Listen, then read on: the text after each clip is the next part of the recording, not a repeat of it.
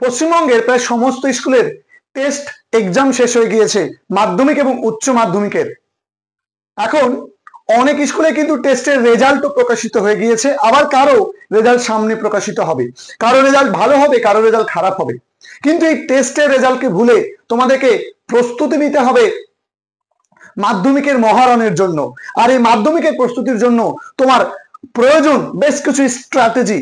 তোমরা জানো যে আজকে ডিসেম্বর মাসের 1 তারিখ, অর্থাৎ তোমার হাতে মাধ্যমিকের জন্য আর মাত্র 2 মাস এবং উচ্চ মাধ্যমিকের জন্য আর মাত্র 3টে মাস সময় আছে। এই সময়টাকে উপযুক্তভাবে কাজে লাগাতে হবে। তার জন্য আমি তোমাদেরকে 6টা টেকনিক শেয়ার করব আজকের ভিডিওতে।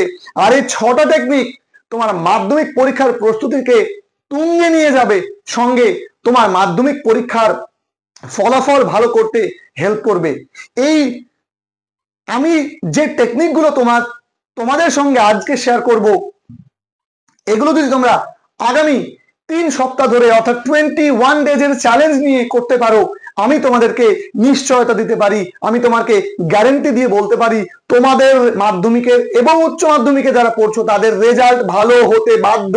কেউ ঠেকাতে পারবে না তোমাদের রেজাল্ট ভালো হওয়াতে। কিন্তু নিজের ভেতরের অনেস্টি তোমাকে রাখতে হবে, রেখে আমি যে পরামর্শগুলো তোমাদেরকে দেব সেই পরামর্শ মেনে তোমাদেরকে একেবারে প্রস্তুতি নিতে থাকতে হবে। প্রথমত আমি তোমাদেরকে বলবো একটা ফিক্সড টাইম মেনটেন করতে। দেখো, একটা ফিক্সড টাইম টেবিল তোমাকে মেনটেন করতে হবে এবং এইখানে তোমাকে ন্যূনতম 6 আওয়ার সময় ব্যয় করতে হবে। কিভাবে এই টাইম টেবিলটা তৈরি করবে আমি এক্ষুনি তোমাদেরকে বলছি। দেখো, পৃথিবীর কোনো কিছুর সাথে এই 6 ঘন্টা সময়কে কিন্তু কম্প্রোমাইজ করা যাবে না, আপোষ করা যাবে না।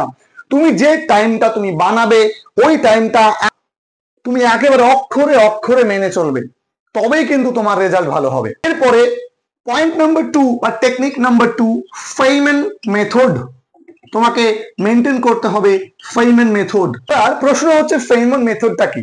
দেখো, তুমি একটা জিনিস পড়ে ফেলেছো, তুমি টেস্টের জন্য গোটা বই পড়ে ফেলেছো, তোমার পুরো বইটা পড়া আছে, তুমি জাস্ট টার্গেট করো এই চ্যাপ্টারটা আমি আজকে পড়বো।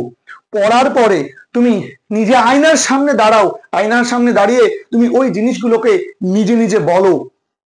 তুমি বোর্ড যদি পারো, তোমার বাড়িতে যদি বোর্ড থাকে, একটা বোর্ড ম্যানেজ করো এবং ওই বোর্ডটা দিয়ে তুমি একজন টিচারের ভূমিকা পালন করো এবং ধরে নাও তোমার সামনে কোনো স্টুডেন্টস আছে, তুমি তাদেরকে পড়াও। পড়াতে গিয়ে দেখো যে কোথায় তোমার ভুল ত্রুটিগুলো তুমি ধরা পড়ছে, সেগুলোকে তুমি বারবার করে তুমি ঠিক করো। বা তুমি আয়নার সামনে দাঁড়িয়ে যাও, মনে করো যে তুমি সামনের কাউকে বলছো, দিয়ে তুমি তোমার পড়াটাকে জাস্ট নিজে নিজে কিন্তু পড়ো। যেটা তুমি পড়ছো, যেটা তুমি জানছো, শিখছো, মুখস্থ করছো, সেটাকে জাস্ট এইভাবে তুমি অনুশীলন করতে থাকো। 3 নম্বর টেকনিক যাওয়ার আগে আমি বলি, আর টেস্টে তো তোমরা তোমাদের ভুল ত্রুটিগুলো তো ধরতেই পেরেছো, তাই না? তো সেই ভুল ত্রুটিগুলোকে কিন্তু ঠিক করতে হবে।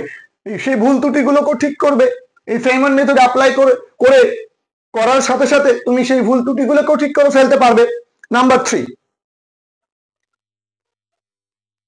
এই যে আমি তোমাদেরকে বললাম ফিক্সড টাইম টেবিল তোমাকে রেডি করতে হবে, সেই সঙ্গে তোমাকে ফিক্সড টাইম মেনটেন করতে হবে। এইটা যতদিন না এক্সাম হচ্ছে ততদিন মেনটেন করতে হবে। তোমার এই সময় না তুমি কোথাও ট্যুরে যেতে পারবে, না তুমি কোথাও ঘুরতে পারবে, কোথাও তোমার যাওয়া যাবে না। এই সময়টুকের মধ্যে যদি কোনো কিছু পড়ে যায়, ভাই আমি বলবো যে তোমাকে সবকিছু ত্যাগ করতে হবে এই 2 মাসের জন্য, এই 3টে মাসের জন্য, যাতে তোমার মাধ্যমিক বা উচ্চ মাধ্যমিক পরীক্ষার ফলাফল ভালো হয়। এই জন্য তোমাকে এই জায়গাটা কিন্তু করতেই হবে। অর্থাৎ তুমি যদি প্রতিদিন 6টায় পড়তে বসো, 6টাতেই বসতে হবে, সন্ধ্যে 7টাতে পড়তে বসো, সন্ধ্যে 7টাতেই বসতে হবে, যাই হোক না কেন, এটা তোমাকে মেনটেন করতে হবে। Point number 4, quick notes making. Quick notes making ভালো করে মাথায় রাখবে। কুইক নোটস মেকিং বিষয়টা কি? আমি এই কুইক নোটস কিভাবে বানাতে হয় সেটা কিন্তু ইউটিউবে ভিডিও দিয়েছি, আমি লিংক তোমাদেরকে ডেসক্রিপশনে দিয়ে দিচ্ছি, সেখান থেকে তোমরা যাও, গিয়ে দেখে নাও। এই কুইক নোটস তোমাকে সাহায্য করবে। তুমি ধরো যেটা এখন রিভিশন করতে শুরু করছো, পুনরায় এক একটা করে চ্যাপ্টার পড়ছো মাধ্যমিকের জন্য, সেই চ্যাপ্টারটা পড়তে পড়তে মূল জায়গাগুলোকে, গুরুত্বপূর্ণ জায়গাগুলোকে তুমি আন্ডারলাইন করো বা তুমি হাইলাইটার দিয়ে হাইলাইট করে রাখো। ইংরেজি পড়তে যাচ্ছ, কোনো টেক্সট পড়ছো, টেক্সট পড়তে গিয়ে মনে হচ্ছে যে এটা থেকে এমসিকিউ আসতে পারে, এখান থেকে ট্রু ফলস আসতে পারে, তুমি সেগুলোকে আন্ডারলাইন করে রাখো বা তুমি সেগুলোকে হাইলাইটার দিয়ে হাইলাইট করে রাখো। এবং তুমি কি করবে, যখন তুমি আবার পুনরায় যখন পড়বে, তখন তোমাকে বারবার একই জিনিস কিন্তু পড়তে হবে না, জাস্ট গুরুত্বপূর্ণ জায়গাগুলোতে তুমি চোখ বুলিয়ে চলে গেলেই কিন্তু তোমার হয়ে যাবে। Point number 5, home exam. Point number 5, home exam.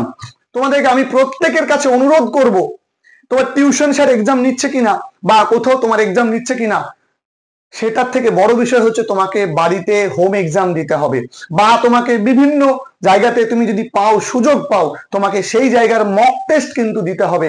কারণ মক টেস্ট বা হোম এক্সাম দিয়ে নিজের প্রস্তুতিটাকে যাচাই করা ছাড়া তুমি কিন্তু বুঝতে পারবে না যে তুমি সঠিক পথে এগোচ্ছ কিনা, তোমার প্রস্তুতি সঠিক হচ্ছে কিনা।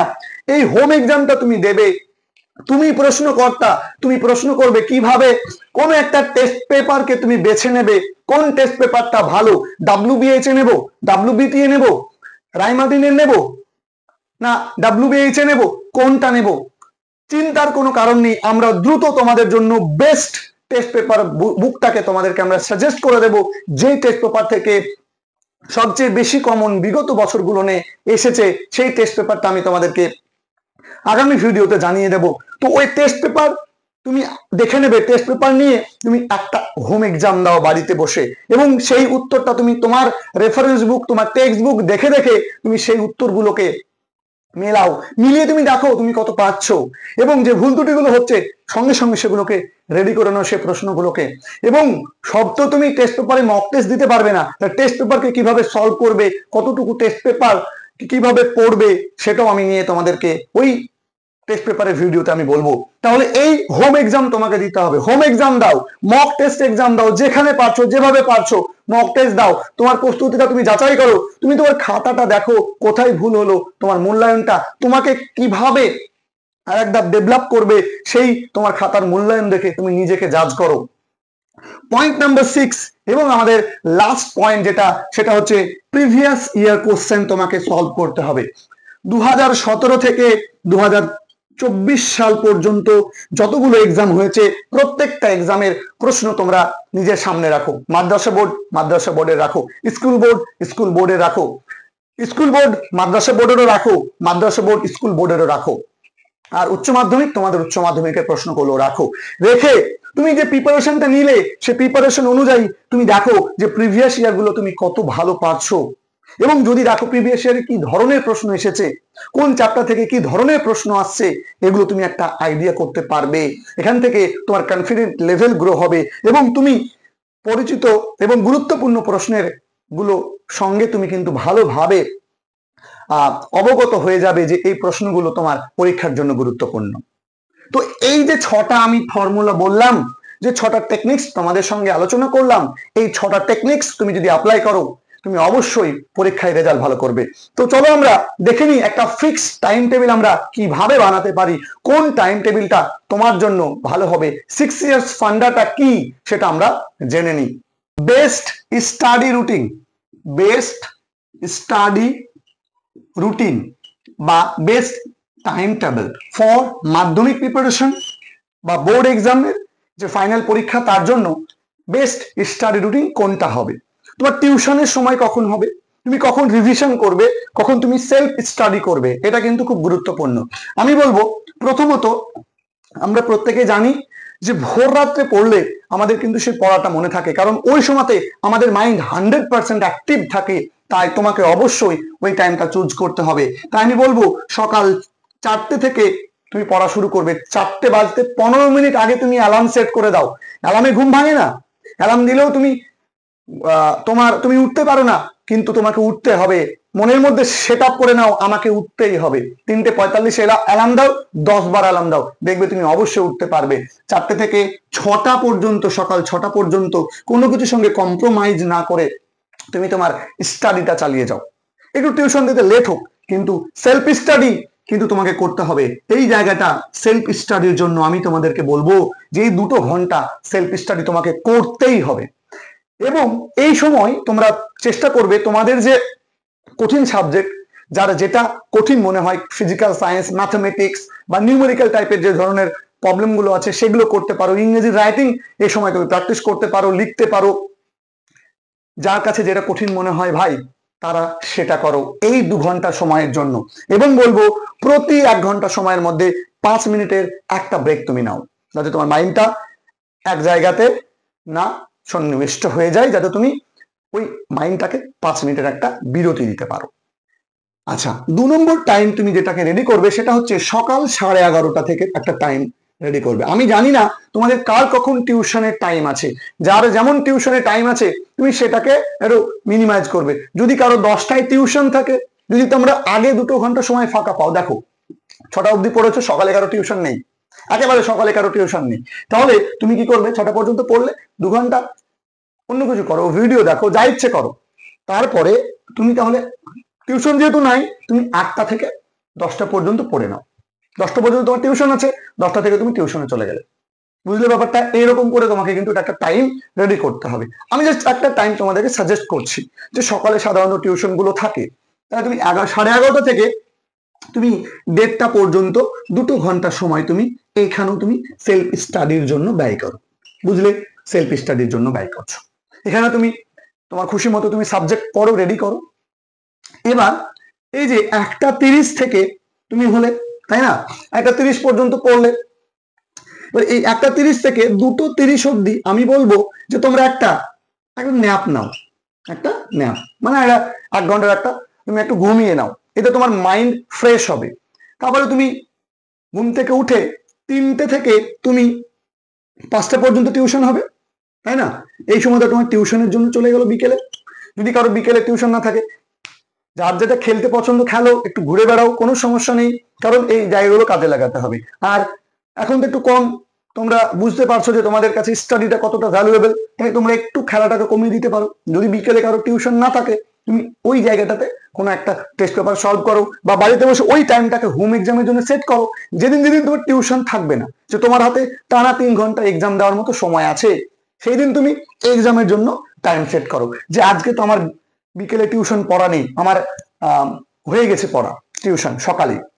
তুমি তাহলে ফাঁকা করে নিয়েছো, তুমি জাস্ট দেখো এখানে তুমি 3টে থেকে 6টা পর্যন্ত টাইম করে নাও না। তোমাকে কে বলেছে 3 ঘন্টায় পরীক্ষা দিতে হবে? শর্ট কোশ্চেন গুলো একবার দাও, তারপরে তুমি বাকিগুলো আরেকবার দাও। এরকম করে তুমি ভেঙে নাও না, 45 মার্ক করে এক্সাম দাও, বা শর্ট কোশ্চেন গুলো একবার দাও, বড় প্রশ্ন গুলো একবার দাও। তুমি কিন্তু টাইম অনায়াসে বের করতে পারবে। এই হোম এক্সামটা দিতে হবে, মক টেস্টটা দিতে হবে। আমি বারবার জোর দিচ্ছি, হোম এক্সাম মক টেস্ট বাধ্যতামূলক তোমাকে দিতেই হবে। এটা না দিলে তুমি তোমার ভুল যাচাই করতে পারবে না, কোথায় তোমার খামতি আছে তুমি ধরতে পারবে না। আর এটা না পাওয়ার জন্যই কিন্তু আমাদের পশ্চিমবঙ্গের ছেলেমেয়েরা কিন্তু এই মাধ্যমিকের মতো আর বড় পরীক্ষায় কিন্তু পিছিয়ে যায়। মেধা থাকা সত্ত্বেও অনেকে কিন্তু কিন্তু পর্যাপ্ত নম্বর কিন্তু তারা পায় না, কারণ প্রপার গাইডেন্স এবং এই যে তাদের ভুল ত্রুটিগুলো তারা ধরতে পারে না। এবার রইল, যখনই তুমি টিউশন পড়ো না কেন, আমি বলবো 7টার দিকে পড়তে শুরু করো, সন্ধ্যে 7টা PM থেকে 9টা PM পর্যন্ত তুমি এই সময়টাতে তুমি কিছু রিভাইজ করো। রিভাইজ বলতে তুমি টেস্ট পেপার সলভ করতে পারো, তুমি ম্যাথ করতে পারো, যার যেটা পড়া হয়েছে তুমি রিভিশন করতে পারো, বা তুমি এই সময়ে হয়তো টেস্ট পেপারের 10টা প্রশ্ন মুখস্থ করো, বা তুমি তোমার টিউশনের এক্সাম আছে তার জন্য প্রিপারেশন নাও। তোমার ধরো এখানে টিউশনের কোনো পড়া আছে, তার জন্য তুমি এই জায়গাটাকে ব্যয় করো। হলো, এবার চোখ বুলিয়ে দেখে নাও প্রিভিয়াস ইয়ারে কি এসেছিল, কোন টেস্ট পেপারে কিভাবে দেওয়া আছে, এটা তোমাদেরকে দেখে নাও, যে টেস্ট পেপারে কোন পেজে কি দেওয়া আছে, কোন চ্যাপ্টার থেকে কোন প্রশ্নগুলোকে বারবার গুরুত্ব দিচ্ছে, এটা দেখে নাও। আর আমি বলবো যে সাজেশনটা কিন্তু তুমি সাজেশনগুলোর প্রশ্নগুলোকে অবশ্যই রেডি করে যাবে। সাজেশন বাদেও যেমন ইংরেজিতে নিজে লেখার দক্ষতা তৈরি করতে হবে, এই 2 মাসও সম্ভব ইংরেজি লেখার দক্ষতা তৈরি করো, সাজেশনের প্রশ্নগুলোকে রেডি করে রাখো। তাছাড়াও এক্সট্রা তুমি টেস্ট পেপার ধরে ধরে প্রত্যেকটা রাইটিং লেখা শিখো, তুমি টেস্ট পেপার ধরে ধরে আনসিন গুলো সলভ করো, তবেই না তোমার প্রস্তুতিটা ভালো হবে, তবেই না তুমি শিখতে পারবে। তো ইংরেজির বিষয় নিয়ে কোনো চাপের কিছু নেই, আমি তোমাদেরকে প্রতিনিয়ত ভিডিও দিতে থাকবো, এগুলো নিয়ে তোমরা একেবারে নিশ্চিন্তে থাকো যে তোমাদের মাধ্যমিকের প্রস্তুতি আগামী 2 মাস আমি তোমাদের জন্য পুরোভাবে নিজেকে যতটুকু আমি জানি তোমাদেরকে আমি মাধ্যমিকের জন্য একবারে ওয়েল প্রিপেয়ার্ড করে দেবো ইউটিউবে ভিডিওর মাধ্যমে। ওকে, তাহলে এই সময়টা তুমি দিচ্ছ, এবার এই 9টা থেকে তুমি তোমার কমফোর্ট জোনটাকে বের করতে হবে, যেখানে যে জিনিসে তোমার ভালো লাগা আছে, যারা ভিডিও দেখো বা যারা গান শোনো বা যার যেটাতে ভালো লাগা আছে, প্রিয় প্রিয় মানুষ আছে, পরিবার আছে, প্রত্যেকের সঙ্গে সময় দাও। কারণ রিলেশনের একটা বন্ডিং থাকবে এবং তোমার মাইন্ডের মধ্যে একটা রিল্যাক্সেশন থাকবে। তাই প্রিয়জনদেরকে, কমফোর্ট জোনকে, তোমার ফ্যামিলিকে, বন্ধু বান্ধবকে যারা যেভাবে সময় তোমরা ব্যয় করতে চাইছো, এখানে তোমরা 1 ঘন্টা সময় সেভাবে ব্যয় করো। এবং এই 1 ঘন্টা সময়ের মধ্যে 10টার দিকে তুমি একেবারে সার্ভ, তুমি খাওয়া দাওয়া করে 10টার দিকে কিন্তু ঘুমিয়ে যাবে। ওই 10টা থেকে 4টে পর্যন্ত দেখো, এখানে কিন্তু 6 ঘন্টা এনাফ ঘুম। এখানে 1 ঘন্টা ঘুমিয়ে নিচ্ছ, সুতরাং এখানে মোটামুটি 5.5 ঘন্টা মতো ঘুমিয়ে নেবে, ব্যাস। তুমি এটা কিন্তু তোমাকে ঠিক করতে হবে যে তোমাকে 5.5 ঘন্টা নয়, তোমাকে 6 ঘন্টা রেগুলার ঘুমোতে হবে এখন। আর এখন একটু পুষ্টিকর খাবার খেতে হবে। তো এই হচ্ছে তোমাদের জন্য best study technique for your upcoming Madhyamik and HS board exam preparation. এই বোর্ড এক্সাম প্রিপারেশনের জন্য এইভাবে তোমরা প্রস্তুতি নিতে থাকো। এই যে তোমাদের জন্য এতটুকু আমরা ভাবলাম, এই যে তোমাদের জন্য তোমাদেরকে এত টেকনিক আমি শেয়ার করলাম, আমার জানা টেকনিক গুলো, তো এর জন্য তো একটা আমি লাইক চাইতেই পারি। তো ভিডিওটাকে লাইক করে দিও, আর চ্যানেল নতুন হলে চ্যানেলটাকে সাবস্ক্রাইব করে দিও, আর বন্ধুদের সঙ্গে ভিডিওটাকে শেয়ার করে দিও, যাতে তারাও এই ভিডিওটা দেখে উপকার পেতে পারে। দেখা হচ্ছে পরবর্তী ভিডিওতে।